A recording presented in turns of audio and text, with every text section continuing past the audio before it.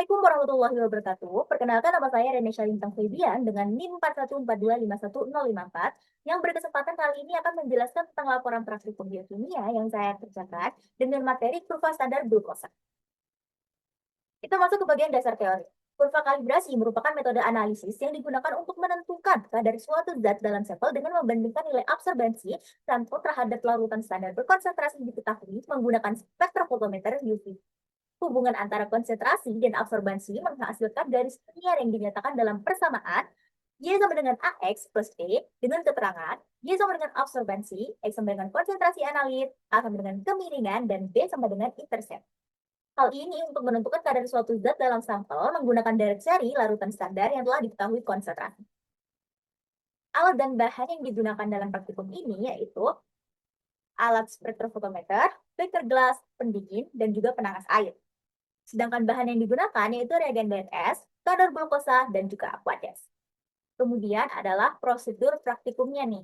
Nah, yang pertama, kadar glukosa dibuat pada kisaran 0,1 hingga 1 mg per mililiter glukosa dari stok glukosa 10 mg per mililiter. Yang kedua, pembuatan reagen dilakukan dengan menggunakan metode pengenceran, yaitu dengan mengambil sejumlah volume tertentu dari larutan stok glukosa berkonsentrasi 10 mg per mililiter, kemudian menambahkan aqueous hingga mencapai volume akhir 2 ml, sehingga diperoleh seri konsentrasi glukosa sebesar 0,1, 0,2, 0,5, 0,6, 0,8, dan 1 mg per mililiter yang digunakan sebagai larutan standar pada praktikum. 3. 200 mikroliter masing-masing larutan standar dicampur dengan 200 mikroliter aqueous. Kemudian ditambahkan 600 mikroliter per reaksi DNS dan dikocok kuat. Setelah itu, masukkan dalam penangas air mendidih dan dipanaskan selama 15 menit. Kemudian segera didinginkan dalam penangas air es selama 20 menit. Setelah didinginkan, dilakukan juga perhitungan, yaitu absorbensi dibaca pada gelombang 550 mm. Blanco digunakan dengan mengganti glukosa dengan aqueous. Yang terakhir, dari hasil perhitungan tersebut, buatlah persamaan regresi linear menggunakan mikroskop X. Tentukan Y sama dengan AX plus B dan nilai R. Kurva standar glukosa yang baik adalah kurva yang mempunyai nilai R kuadrat mendekati 1. Kemudian ada tahap pra-analitik. Yang pertama yaitu yang paling utamanya adalah persiapan alat dan bahan, yaitu menyiapkan tabung reaksi, tip, dan spektrofotometer. Menyiapkan larutan standar glukosa, reagen S, dan aqueous itu juga hal yang utama dalam persiapan alat dan bahan. Kemudian, pembuatan larutan standar membuat deretan larutan glukosa dengan konsentrasi bertingkat. Larutan digunakan untuk membentuk kurva kalibrasi. Dan selanjutnya, persiapan blanco. Blanco itu dibuat dari aqueous dan juga reagen tanpa glukosa. Selain itu, blanco juga digunakan untuk kalibrasi alat. Yang terakhir adalah persiapan reagen DNS-nya. Reagen itu disiapkan sesuai komposisinya dan juga dipastikan homogen sebelum digunakan untuk reagen. Kemudian ada tahap analitik. Tahap analitik itu adalah pembuatan reagen dilakukan menggunakan metode pengenceran dengan rumus M1 kali volume pertama sama dengan M2 dikalikan volume kedua. Kemudian ada larutan stok glukosa yang digunakan memiliki konsentrasi 10 mg per mililiter.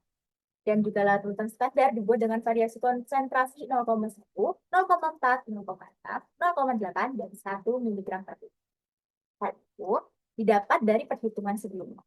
Volume larutan stok glukosa diambil sesuai hasil perhitungan pengenceran. Aqueous ditambahkan hingga volume akhir masing-masing larutan mencapai 2 ml. Dan terakhir, larutan standar yang telah dibuat digunakan sebagai reagen praktik. Kemudian ada tahap fase analitik. Di tahap fase analitik ini saya membahas glukosa merupakan bumbu sakarida penting yang berfungsi sebagai sumber energi utama bagi makhluk hidup. Penentuan kadar glukosa juga dilakukan menggunakan metode kurva standar. Metode kurva standar itu dilakukan dengan membandingkan sampel terhadap larutan standar yang memiliki konsentrasi yang diketahui seperti yang dijelaskan di awal tadi. Pengukuran absorbensi juga dilakukan menggunakan spektrofotometer. Hasil praktikum ini juga menunjukkan bahwa peningkatan konsentrasi glukosa menyebabkan nilai absorbensi semakin meningkat. Sedang perhitungan kurva standar dilakukan menggunakan metode regresi linear dari data konsentrasi X dan absorbensi. Persamaan regresi yang diperoleh adalah Y sama dengan 2,534 X kurang 0,320. Y sama dengan 2,534 X kurang 0,326 ini didapat dari perhitungan dan dari larutan konsentrasi.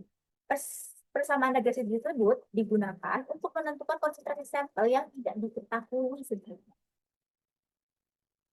Berikut adalah rutan dan grafik standar glukosa yang dihasilkan oleh kelompok saya.